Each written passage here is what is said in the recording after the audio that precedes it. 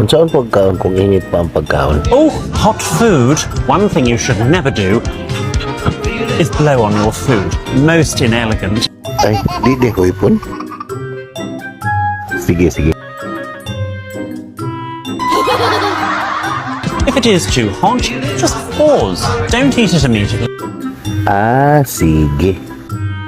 A few moments later. A few moments later. A few moments later.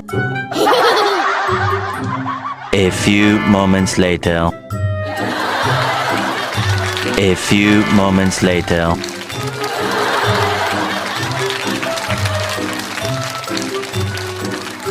A few moments later.